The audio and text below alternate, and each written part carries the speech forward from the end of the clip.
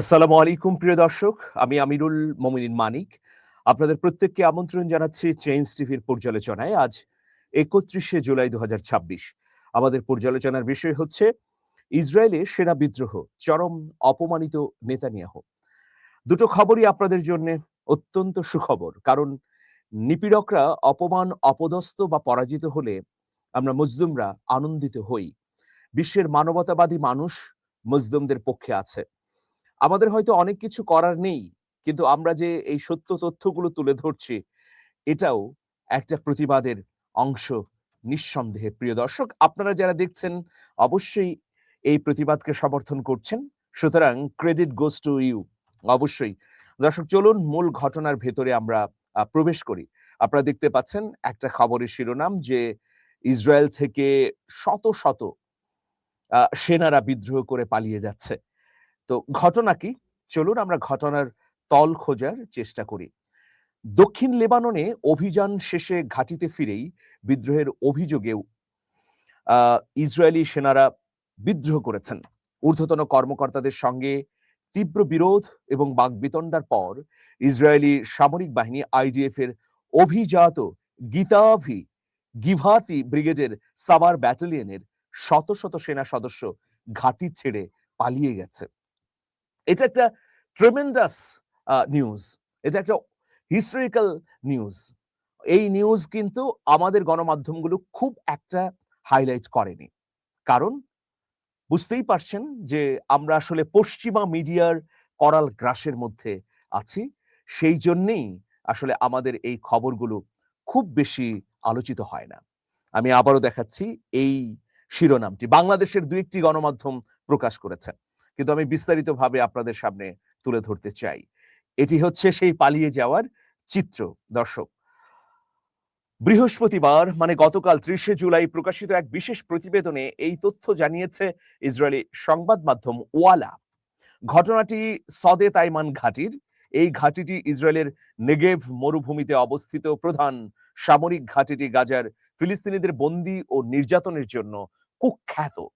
প্রতিবেদনে বলা হচ্ছে যে ব্যাটালিয়নের সিনিয়র কমান্ডাররা সৈন্যদের ব্যারাক ও কোম্পানিগুলোতে দীর্ঘদিন ধরে ব্যবহৃত বিভিন্ন প্রথাগত প্রতীক, চিহ্ন ও ঐতিহ্যবাহী পতাকা সম্পূর্ণ ধ্বংস ও অপসারণের নির্দেশ দিলে এই শৃঙ্খলা ভঙ্গের ঘটনা ঘটে। সাধারণ সেনা সদস্যদের তীব্র প্রতিবাদ এবং প্রতিরোধ সত্ত্বেও ব্যাটালিয়ন কমান্ডার একতরফাভাবে সেই পুরনো বা ইসরায়েলের ঐতিহাসিক প্রতীকগুলোকে গুড়িয়ে দেওয়ার সিদ্ধান্তে অটল থাকেন।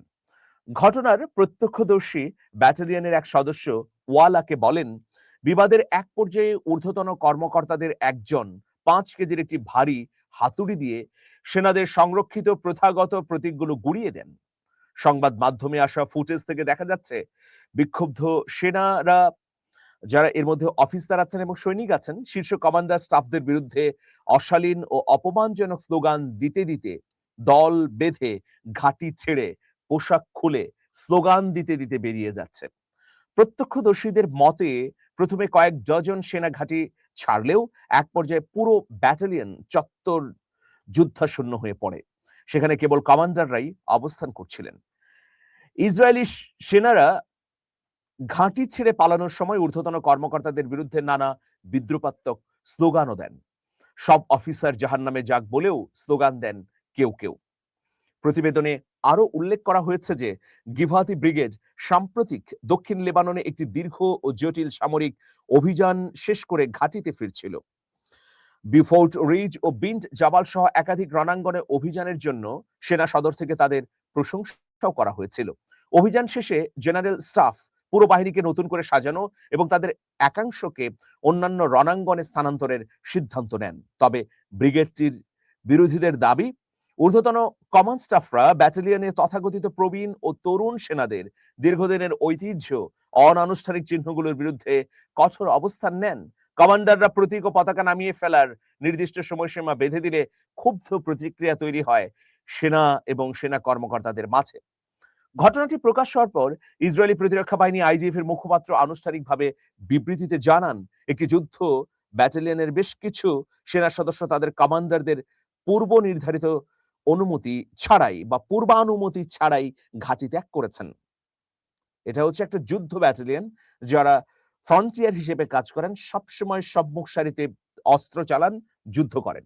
ব্যাটালিয়নের অনানুষ্ঠানিক তরুণ ও প্রবীণ প্রথা সম্পর্কিত অপ্রচলিত চিহ্নগুলো সরিয়ে ফেলার সিদ্ধান্ত নেয়ার পরই এই অপ্রীতিকর ঘটনা ঘটে। মানে ইসরায়েলের দীর্ঘদিনের ইতিহাস সম্বলিত প্রতীক, এর মধ্যে ধর্মীয় প্রতীক আছে, আবার এমন এমন প্রতীক আছে যেগুলো সেকুলারিজমকে প্রতিনিধিত্ব করে। সেই প্রতীকগুলোই আসলে ব্যাটালিয়নের কমান্ডাররা সরিয়ে ফেলছিলেন। বিবৃতিতে আরো বলা হচ্ছে যে ঘটনাটি বর্তমানে সেনা কমান্ডারদের দ্বারা উচ্চ পর্যায়ে তদন্ত করা হচ্ছে, দ্রুত সমাধানের চেষ্টা চলছে। এই ধরনের শৃঙ্খলা ভঙ্গ কোনোভাবেই সামরিক বাহিনীর মূল্যবোধ ও সেনা সদস্যদের পেশাদার আচরণের সঙ্গে সঙ্গতিপূর্ণ নয় বলে আইডিএফ এর পক্ষ থেকে জানানো হয়েছে। এটা তো একটা ঘটনা, প্রিয় দর্শক। আরেকটা ঘটনা ঘটেছে, যেটার একটা স্টিল ফটো আপনারা দেখেন। ইতোমধ্যে আপনারা দেখেছেন হয়তো ভিডিও, আমার কাছেও ভিডিও আছে। আমি ভিডিওটি দেখালে যদি কপিরাইট ক্লেইম আসে তাহলে তো মুশকিল, আসতেই পারে যেহেতু আমরা ইসরায়েল বিরোধী কন্টেন্ট করি। তো যাই হোক, প্রিয় দর্শক, দেখতেই পাচ্ছেন যে ইসরায়েলের প্রধানমন্ত্রী নেতানিয়াহুর সামনে পা তুলে একজন ব্যক্তি, তার পরিচয় আমি দেব, তিনি কথা বলছেন। কিসের এটা বৈঠক? এটা মার্কিন যুক্তরাষ্ট্রের ঘটনা। সেখানে গিয়ে কি করছেন নেতানিয়াহু? অদ্ভুত সব কাজ কারবার। নেতানিয়াহু বিশ্বব্যাপী এতটা নিন্দিত হয়ে গেছেন যে এখন মার্কিন যুক্তরাষ্ট্রের এইরকম অখ্যাত সিনেটরদের সঙ্গে বৈঠক করে ব্যাপক আকারে প্রচার করতে চান যে যুক্তরাষ্ট্রে গিয়েও তিনি সম্মানিত হচ্ছেন, সিনেটের সদস্যরা তার সঙ্গে বৈঠক করছেন, আলোচনা করছেন। ধিক্কার আসলে। মার্কিন সিনেটর জন ফেটারম্যান, যাকে দেখতে পাচ্ছেন, বৃহস্পতিবার ওয়াশিংটনের বেয়ার হাউসে ইসরায়েলের প্রধানমন্ত্রী বেনিয়ামিন নেতানিয়াহুর সঙ্গে বৈঠক করেছেন। সেদিন তার পরনে ছিল কালো হুডি আর হালকা ধূসর হাফ প্যান্ট। আপনারা দেখতেই পাচ্ছেন, পায়ের উপর পা তুলে বসেছিলেন তিনি। এই বৈঠকে ফেটারম্যান ইসরায়েলের প্রতি তার অটল সমর্থনের কথাও জানান। গাজা যুদ্ধ, মধ্যপ্রাচ্য পরিস্থিতি নিয়েও নিজের কঠোর অবস্থান তুলে ধরেন। কিন্তু তিনি সিগারেট খাচ্ছিলেন, মোবাইল টিপছিলেন, পায়ের উপর পা তুলে দিয়েছিলেন, তার অন্তর্বাস দেখা যাচ্ছিল। বৈঠকের শুরুতেই নেতানিয়াহু সিনেটরকে ধন্যবাদ জানান। তিনি বলেন, যুক্তরাষ্ট্রের স্বার্থ আর দুই দেশের মিত্রতা রক্ষায় ফেটারম্যান সবসময় সাহসের পরিচয় দিয়েছেন। ইসরায়েলের জনগণের পক্ষ থেকে তাকে এই সাহসের জন্য ধন্যবাদ। বৈঠকে নিজের দল ডেমোক্রেটিক পার্টির সমালোচনা করতেও পিছপা হননি ফেটারম্যান। তিনি বলেন, বর্তমান রাজনৈতিক পরিস্থিতিতে দলের কাজকর্ম দেখে তিনি হতাশ। নিউ ইয়র্কের মেয়র জোহরান মামদানির সমালোচনা করে তিনি দাবি করেন, দলের ভেতরে ইসরায়েল বিরোধী মনোভাবের বিরুদ্ধে একমাত্র তিনি সোচ্চার। কংগ্রেসে ডেমোক্রেটিক পার্টির বিবেকের প্রতীক হিসেবে নিজেকে দাবি করেন ফেটারম্যান। স্পষ্ট ভাষায় তিনি জানান, ইসরায়েলকে সমর্থন করার জন্য তার কোনো অনুশোচনা নেই। যে কোনো পরিস্থিতিতে তিনি ইসরায়েলের পাশে আছেন। সিনেটর ফেটারম্যান গাজা ও মধ্যপ্রাচ্যে ইসরায়েলের সামরিক অভিযানকে সবসময় যৌক্তিক যুদ্ধ বলে ব্যাখ্যা দিয়ে এসেছেন। তার মতে হামাস ও হিজবুল্লাহকে ধ্বংস করা এবং ইরানের সামরিক সক্ষমতা দুর্বল করা জরুরি ছিল। যুদ্ধ কেন শুরু হয়েছিল সে কথা মানুষ ভুলে গেছে বলেও মন্তব্য করেন তিনি।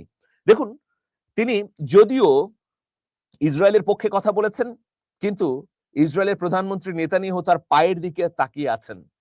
এই যে ইসরায়েলের পক্ষে কথা বলে সামগ্রিকভাবে তিনি নেতানিয়াহুর সামনে নিজেকে যেভাবে উপস্থাপন করলেন, এর পেছনেও অন্য একটা বুদ্ধিবৃত্তিক খেলা আছে বলে অনেকে মনে করেন।